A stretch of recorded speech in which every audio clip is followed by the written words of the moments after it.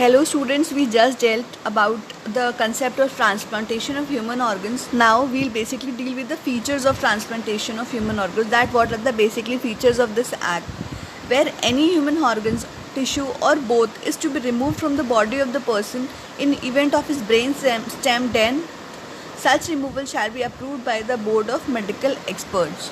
The transplantation of human organs and tissues in India is governed by the Transplantation of Human Organs and Tissues Act 1994 and the Transplantation of Human Organs and Tissues Rules 2014. Right? Then the definition of near relatives includes the spouse, the son, the daughter, the father, the mother, brother, sister, grandfather, grandmother, grandson or granddaughter. Then an organ shall not be removed from the body of the donor before his death and transplanted into the recipient if they are not near relatives, unless they follow the procedures laid down under the Act and the rules. All the transplantation of human organs shall require prior approval from the competent authority, hospital-based authority system or state committee in the event of the donor and recipient being near relatives and either of them is a foreign national. The approval of the state authorization committee or hospital based on authorization committee is mandatory. Then the act prescribes punishment for those persons who are commercially dealing in human organs and also for the removal of human organs without anyone's authority. There shall be no suit or other legal proceeding against any person for anything which is done in good faith. Right?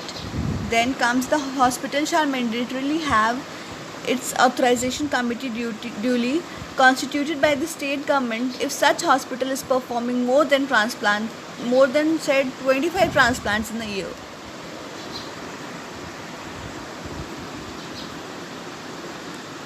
Then comes when the living donor is unrelated and if donor or recipient belongs to a state or a union territory other than a state or union territory where the transplantation is proposed to be undertaken, verification of residential status by Tehsildar or any other person so-called authorized, a copy marked to the appropriate authority of the state or union territory of the donor or recipient for their information shall be required in case of any doubt if there is organ trafficking. Then the documents for the approval of transplantation will be processed by the RMP, that is registered medical practitioner, and the administrative division of the institution which for the transplantation of the human body organ, while the approval will be granted by the competent authority, hospital-based authority, state authorization committee. Then the hospital which performs the kidney transplant has to obtain a valid license to perform such transplantations.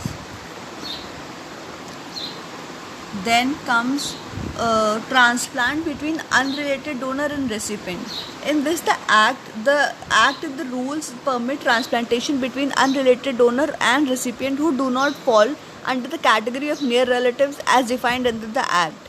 All other conditions as mentioned above shall remain the same as with a donation of an organ from a near relative.